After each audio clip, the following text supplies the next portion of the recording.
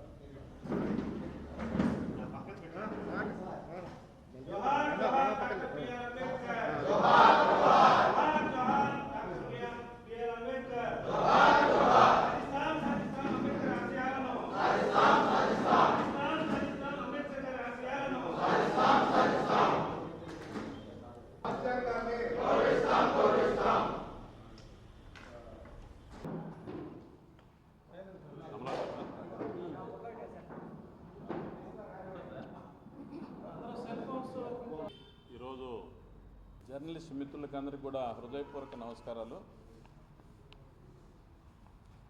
మొదటి నుంచి కూడా భారతీయ జనతా పార్టీ రాజ్యాంగానికి కట్టుబడి ఉంది, రిజర్వేషన్స్కి కట్టుబడి ఉంది. వాజ్పేయి గారి టైంలో కూడా రిజర్వేషన్స్ని మేము కొనసాగించాం 10 సంవత్సరాలు. అది అంతేకాకుండా ఇవాళ ఎవరైతే ఉద్యోగస్తులు ఉన్నారో వాళ్ళల్లో కూడా ఈ ప్రమోషన్స్లో కూడా రిజర్వేషన్స్ని అమలు చేసిన ఘనత వాజ్పేయి గారి ప్రభుత్వానికి దక్కింది. అందువల్ల భారతీయ జనతా పార్టీ కేంద్రంలో ఉన్న నరేంద్ర మోడీ గారి ప్రభుత్వం రాజ్యాంగానికి బద్దులై పరిపాలన సాగిస్తారని చెప్పేసి ఈ సందర్భంగా నేను మనవి చేస్తున్నాను. అయితే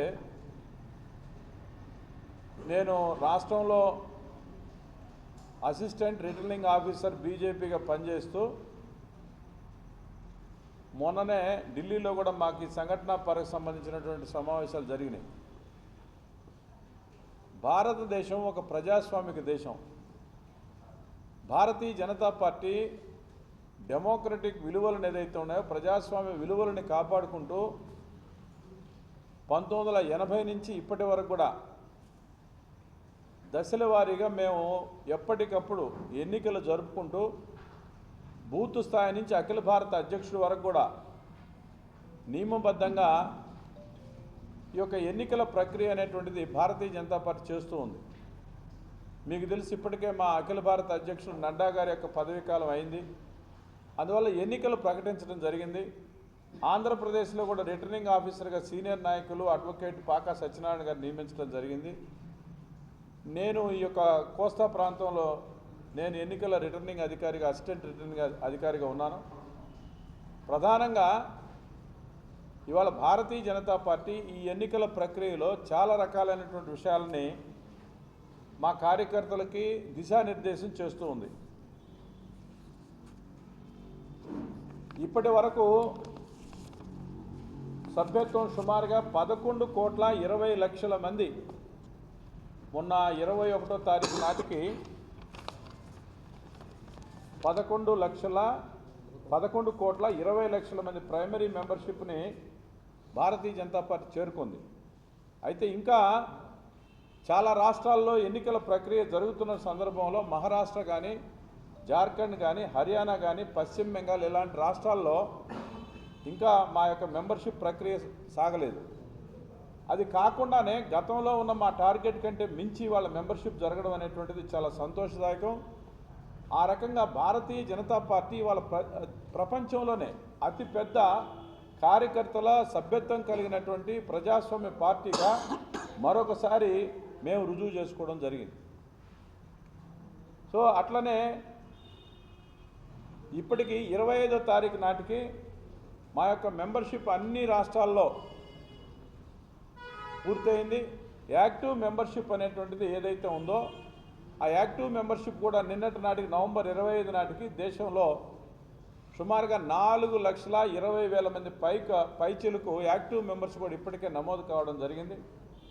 ఇదంతా కూడా సైంటిఫిక్గా వాళ్ళ యొక్క మన డిజిటల్ విధానం సరళ యాప్లో లోడ్ చేసి వాళ్ళందరి యొక్క పేర్లు నమోదు చేసుకొని 100 రూపీస్ కూడా సెంట్రల్ పార్టీకి ఈ యొక్క యాప్ ద్వారానే చెల్లించి వాళ్ళందరూ పూర్తి డీటెయిల్స్ని కూడా ఇస్తూ భారతీయ జనతా పార్టీ యొక్క యాక్టివ్ మెంబర్షిప్గా కూడా చేరడం జరిగింది.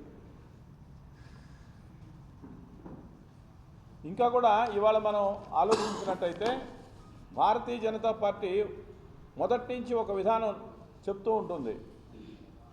6 సంవత్సరాల పాటు ఈ ప్రైమరీ మెంబర్షిప్ కంటిన్యూ అవుతుంది. ఇవాళ చేరినటువంటి వాళ్ళు 6 సంవత్సరాలు కూడా ఇది కంటిన్యూ అవుతుంటుంది.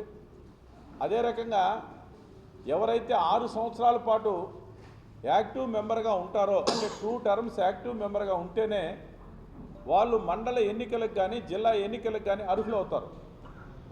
ఆ రకంగా భారతీయ జనతా పార్టీ ఈ యొక్క పార్టీని సీనియర్స్కి కొంత బాధ్యత ఇస్తూ అనేక సంవత్సరాల నుంచి పార్టీ కోసం పనిచేసినటువంటి వాళ్ళందరినీ కూడా ఈ యాక్టివ్ మెంబర్షిప్లో చేర్చడం, అదే రకంగా మండల జిల్లా ఆ పై బాధ్యతల్లో ఉన్నటువంటి వాళ్ళందరూ కూడా 6 సంవత్సరాలు కనీసమైనటువంటి సభ్యత్వం కలిగి యాక్టివ్ మెంబర్షిప్ ఉంటేనే వాళ్ళు వీటికి అర్హులని చెప్పేసి కేంద్ర నాయకత్వం కూడా చాలా స్పష్టంగా చెప్పడం జరిగింది.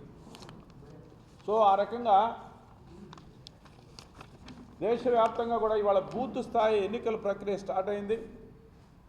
ప్రతి బూత్లో కూడా మా యొక్క ఆలోచన 2 యాక్టివ్ మెంబర్షిప్ ఉండాలని, ఈ యొక్క బూతుల్లో 1+11 ఎలక్టెడ్ కమిటీ ఏదైతే ఉందో బూతుల్లో అవన్నీ కూడా ఈ నెలాఖరు లోపల మాకు బూత్ కమిటీల యొక్క ఎన్నికలు అవుతాయి. ఈ ఎన్నికల ప్రక్రియ అనేటువంటిది ఎక్కడికక్కడ కూడా ముందుగా వాళ్ళకి తెలియజేయాలి. 24 గంటలకు ముందుగా అక్కడ మాకున్నటువంటి శక్తి కేంద్రాలకు ఆధారంగా బయట నుంచి వ్యక్తులు వెళ్తారు. వాళ్ళందరితో కూడా మాట్లాడి అక్కడ ఎన్నికైనటువంటి ఆ యొక్క బూత్ కమిటీ అధ్యక్షుడు +1+11 మహిళలకు ప్రాధాన్యత ఇవ్వాలా, ఎస్సీ ఎస్టీలకు ప్రాధాన్యత ఇవ్వాలా, సామాజికంగా వర్గాలు ఏదైతే ఉన్నాయో ఆ గ్రామంలో లేదా ఆ పట్టణంలో ఉన్నటువంటి బూతుల్లో ఏ వర్గాలు అయితే ఉన్నాయో వాళ్ళకి సముచిత స్థానం ఇస్తూ ఆ రకంగా ఎన్నికల ప్రక్రియని బూత్ కమిటీ యొక్క ఎన్నికల ప్రక్రియని పూర్తి చేయాలి. సో పెద్ద ఎత్తున వాళ్ళ దేశంలో అనేక ప్రాంతాల్లో బూత్ కమిటీ యొక్క అధ్యక్షుని ఎన్నిక ఒక పండుగ వాతావరణం జరుగుతుంది. 50 మంది సభ్యులు ఉంటేనే బూత్ కమిటీ ఎన్నిక అర్హత వస్తుంది, ఎలక్టెడ్ బాడీ ఉంటుంది.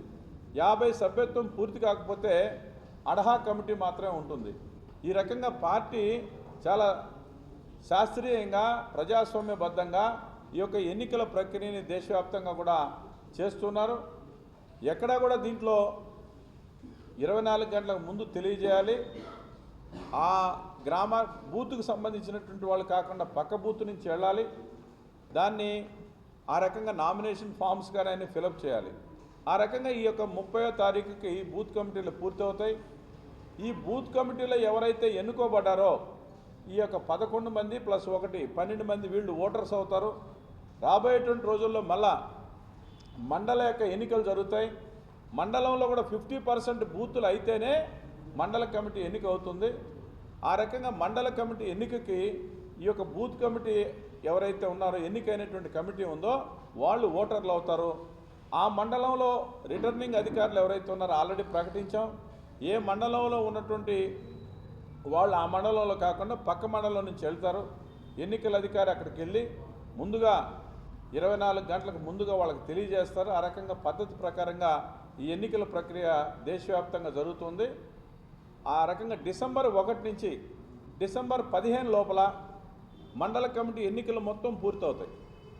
అదే రకంగా డిసెంబర్ 15 నుంచి డిసెంబర్ నెలాఖరికి జిల్లా కమిటీలు మొత్తం దేశవ్యాప్తంగా కూడా పూర్తవుతాయి. దాని తర్వాత రాష్ట్ర కమిటీ జనవరి 10వ తారీఖు లోపల రాష్ట్ర కమిటీలు, అదే రకంగా జనవరి 15-20 తారీఖుల లోపల ఆల్ ఇండియా అధ్యక్షుని యొక్క ఎన్నిక ఈ రకంగా జరుగుతుంది. 50% స్టేట్స్ కానీ ఎన్నికలు జరిగినట్టయితే ఆల్ ఇండియా ప్రెసిడెంట్ యొక్క ఎన్నిక జరుగుతుంది. ఈ రకంగా పార్టీ మొత్తం దీనికి ఒక సిస్టమేటిక్గా తయారు చేసింది. అంతేకాకుండా ఈ నెల మళ్ళీ 30వ తారీఖున విజయవాడలో కూడా ఆంధ్రప్రదేశ్లో ఈ సంఘటన పర్వకు సంబంధించినటువంటి వర్క్షాప్ కూడా ఉంటుంది. ఆ రకంగా భారతీయ జనతా పార్టీ ఈ యొక్క ప్రక్రియని మొత్తం కూడా ప్రజాస్వామ్యబద్ధంగా బూత్ స్థాయి నుంచి అఖిల భారత స్థాయి వరకు కూడా ఎన్నికల ప్రక్రియ అనేటువంటి జరుపుకుంటూ ఏ ఒక్క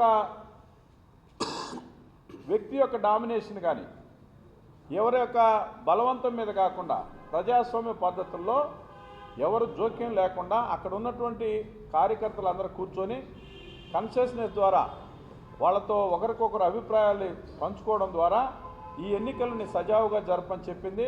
అదే రకంగా సామాజిక వర్గాలు ఎవరైతే ఉన్నారో వాళ్ళందరికీ కూడా అవకాశాలు ఇవ్వాలా. ప్రతి నియోజకవర్గంలో కూడా స్టేట్ కౌన్సిల్ మెంబర్స్ ఉంటారు. ఇవన్నీ కూడా రాజ్యాంగబద్ధంగా జరుగుతుంది. మరెన్నో వీడియోల కోసం మా ఛానల్ను సబ్స్క్రైబ్ చేసుకొని పక్కనే ఉన్న బెల్ ఐకాన్ని యాక్టివేట్ చేసుకోండి.